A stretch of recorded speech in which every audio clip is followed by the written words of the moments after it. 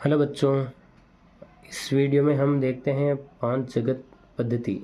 तो पंच जगत पद्धति किसने दी है? ये टॉपिक हमारे पीएससी में लगता है, 11th बायोलॉजी में भी लगता है और ये सभी कंपटीशन एग्ज़ाम में ये क्वेश्चंस पूछे जाते हैं हमारे। तो पंच जगत पद्धति सबसे पहले किसने दी थी? तो आर.एच. व्हिटेकर ने जीवों के वर्गीकरण के लिए पंच जगत पद्धति प्रतिपादित की थी। और इसमें 5 जगत कौन से थे? मोनेरा, प्रोटिस्टा, फंजाई जिसको कवक बोलते हैं, प्लांटी एवं एनिमिलिया। ये 5 जगत हैं, ये ध्यान रखेंगे। Monera, protista, fungi, Plantae, Animalia. इस पद्धति में जीवों की कोशिका संरचना, थैलस संरचना, पोषण प्रक्रिया, जनन एवं जातिवृत्तीय संबंध वर्गीकरण के प्रमुख मानदंड थे।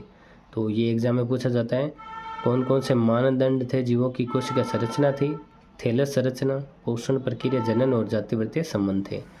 और इससे पहले की वर्गीकरण पद्धतियों के अनुसार जीवाणु, नीलहरित शैवाल, फंजाई, मोस, फर्न, जिम्नोस्पर्म और आवर्तबीजी को पादपों के अंतर्गत रखा गया था। इससे पहले तो इनको नीलहरित शैवाल, फंजाई, मोस, फर्न, जिम्नोस्पर्म, आवर्तबीजी जीवाणु इनको पादपों के अंतर्गत रखा गया था। और इस जगत में समस्त जीवों में कोशिका भित्ति की उपस्थिति एक सामान्य समानता थी। पहले किस प्रकार थी? कोशिका भित्ति की उपस्थिति, उसके आधार पर समस्त जीवों को पादपों में रखा गया था।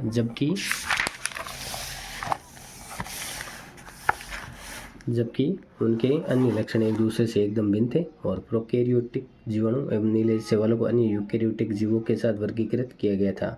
जो प्रोकैरियोटिक जीवाणु और नीलहरित शैवालों को अन्य यूकैरियोटिक जीवों के साथ वर्गीकृत किया गया था। और इन पद्धतियों के अनुसार एक कोशिक जीवों को बहुकोशिक जीवों के साथ वर्गीकृत किया गया। एक कोशिक जीवों को बहुकोशिक जीवों के साथ ही वर्गीकृत कर दिया गया था, जैसे क्लेमाइडोमोनास और स्पाइरोगाइरा शैवाल। और इन वर्गीकरणों में कवक परपोषी व हरे पादपों स्वपोषी में किसी प्रकार का विभेद नहीं किया गया, जबकि कवकों की कोशिका भित्ति काइटिन की और हरे पादपों की सेल्यूलोज की बनी होती है। तो इनमें भी अंतर नहीं था। कवकों जो कि परपोषी होते हैं और हरे पादप जो कि स्वपोषी है, उसमें किसी प्रकार का विभेद नहीं किया गया था पहले वाले में।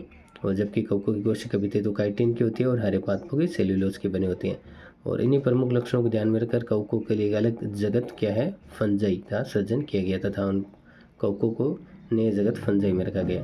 तो सभी प्रोकैरियोटिक को मोनेरा एवं एक कोशिक यूकैरियोटिक जीवों को प्रोटिस्टा जगत में रखा गया। तो सभी जो प्रोकैरियोटिक है उनको मोनेरा में, और एक कोशिक यूकैरियोटिक है उनको प्रोटिस्टा जगत में रखा गया, 5 जगत में। और जिनमें पहले क्रम से पादपों के अंतर्गत शैवालों में तथा प्राणी जगत में रखा गया था। पहले तो क्या था? शैवालों में और प्राणी जगत में रखा गया था। पादपों के अंतर्गत शैवालों में और प्राणी जगत में रखा गया, जिनमें कोशिका भित्ति का अभाव होता है। इस प्रकार इस पद्धति में अनेक जीवों को एक साथ रखा गया, जिनमें इससे पहले की वर्गीकरण पद्धति में अलग अलग रखा गया था। ऐसा वर्गीकरण के मापदंडों में परिवर्तन के कारण किया गया तथा अभी यह संभावना व्यक्त की जा रही है कि इस प्रकार परिवर्तन भविष्य में भी होते रहेंगे। समय के साथ साथ वर्गीकरण की एक ऐसी पद्धति प्रतिपादित करने का प्रयास किया गया कि जो न केवल आकारिक, कायिक और जनन संबंधी समानताओं पर आधारित हो, परंतु जातिवृत्तीय भी हो तथा विकास के संबंध पर आधारित हो। तो ये है 5 जगत पद्धति के लक्षण, जो कि सभी एग्जाम में पूछे जाते हैं। चाहे आप एसएससी के दे लो, सेंट्रल एग्ज़ाम दे लो, चाहे कोई दूसरे भी एग्ज़ाम आप दो, सब में ये क्वेश्चन पूछे जाते हैं। 5 जगत पद्धति में क्या थे लक्षण? मोनेरा, प्रोटिस्टा, फंजाई, प्लांटी और एनिमिलिया।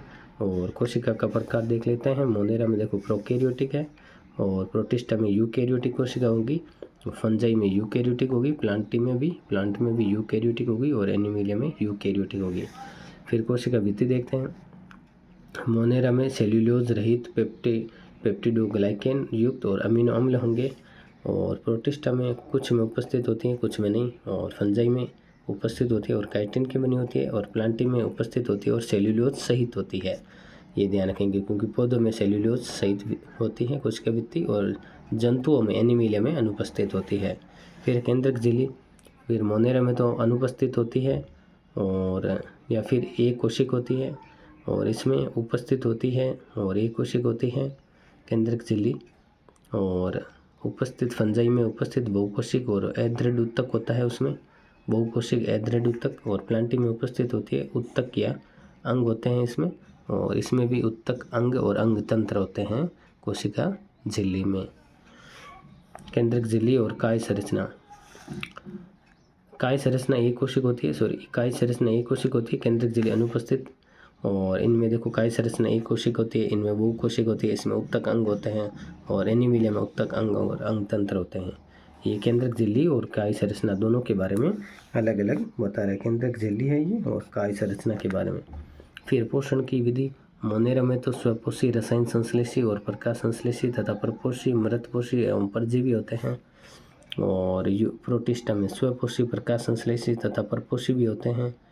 और इसमें फंजाई में तो ये परपोषी होते हैं, मृतपोषी और परजीवी, मरे जीवों से भोजन प्राप्त करते हैं या दूसरे जीवों से परजीवी कहलाते हैं ये फंजाई। फिर है स्वपोषी प्लांटी, तो ये प्रकाश संश्लेषण करते हैं। और ये एनीमिलिया में तो परपोषी होते हैं, प्राणी संभोजी या मृतपोषी आदि। फिर जनन की विधि में संयुग्मन होता है, मोनेरा में तो केवल संयुग्मन विधि है।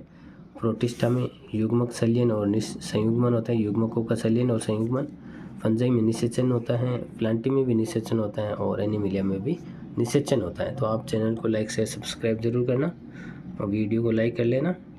ऐसे ही आपको इम्पोर्टेंट टॉपिक मैं शॉर्ट में करा दूंगा। Thank you.